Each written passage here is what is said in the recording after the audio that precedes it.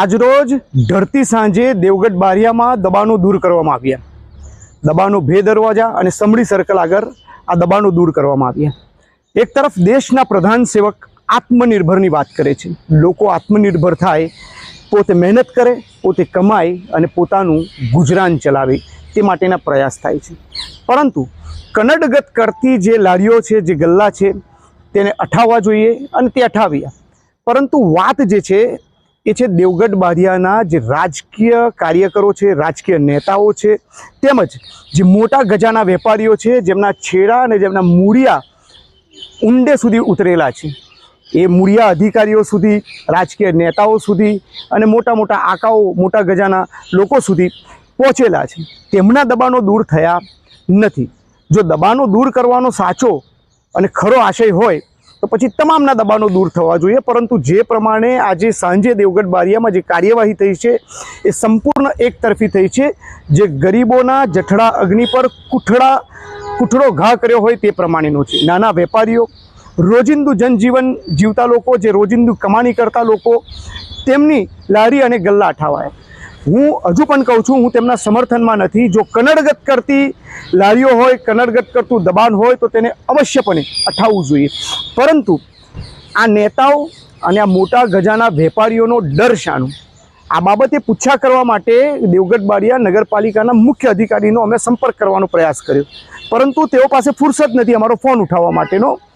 અમે તેઓને ગઈકાલે પણ ફોન કર્યો હતો, તેમની સાથે વાત થઈ હતી, પરંતુ આજે લગાતાર 2-3 ફોન કરવા છતાં પણ તેઓએ અમારો ફોન ઉપાડ્યો નથી. તેઓ પાસેથી અમારે વિસ્તૃત માહિતી લેવી હતી અને જણાવવું હતું, પ્રજા સુધી વાત મૂકવી હતી કે આખરે આ જે મોટા ગજાના વેપારી અને જે રાજકીય કાર્યકરો છે તેમનું દબાણ કયા કારણોસર નથી તૂટ્યું. હવે મુખ્ય વાત એ છે કે જે નાના વેપારીઓ છે તેઓ ખુલ્લેઆમ આક્ષેપ કરી રહ્યા છે કે નગરપાલિકાની આ એકતરફી જે કાર્યવાહી છે તે ક્યાંક ને ક્યાંક અમારી રોજીરોટી છીનવવા માટેનો પ્રયાસ છે. ત્યારે નગરપાલિકાને આ હક કોણે આપ્યો છે કે લોકોની રોજીરોટી છીનવે? હજુ પણ હું કહું છું કે કનડગત કરતા દબાણો દૂર થવા જોઈએ, પણ સાથે સાથે આ સમાનતાને લઈને કામ થવું જોઈએ અને સમાનતા સાથે જ આ કામ થવું જોઈએ કે મોટા જે વેપારી છે તેમને છોડી દેવામાં આવે.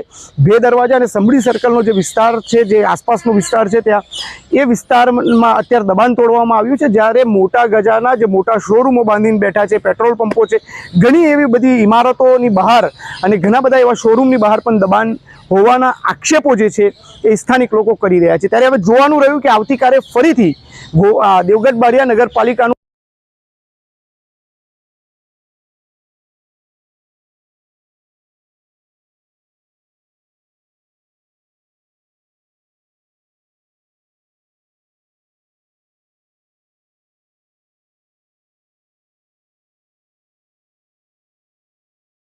દેવગઢ બારિયા નગરપાલિકા દ્વારા પાવાગઢ રોડ ઉપર ગેરકાયદેસર એ બાબતની કામગીરી સારી છે, પણ આવીને આવી જ કામગીરી દેવગઢ બારિયાના સ્થાનિક પ્રયોજનો માટે, ગરીબ પ્રજા છે, જે લોકો પાણીથી વંચિત છે, સફાઈથી વંચિત છે, લાઇટથી વંચિત છે, તેવા લોકો માટે ધ્યાન રાખવામાં તો બહુ સારું છે. આજે પણ તમે દેખો તો સફાઈ પણ બરાબર નથી થતી.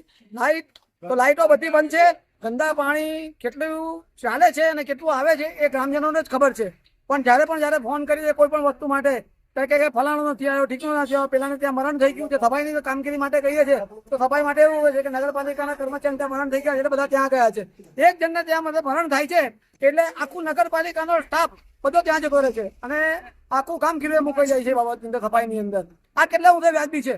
નો ડાઉટ. ચલો ભાઈ, ગેરકાયદેસર દબાણો કરાય છે, કરો, એની સાથે પણ નથી, એના સાથે જ લોકોની પ્રાથમિક જરૂરિયાતો છે સફાઈ, કે જે રેગ્યુલર થતી નથી. નગરપાલિકાના કર્મચારીઓ જે સફાઈ કર્મચારીઓ તરીકે લેવામાં આવ્યા છે એ કર્મચારીઓ બીજે બધે નોકરી કરે છે.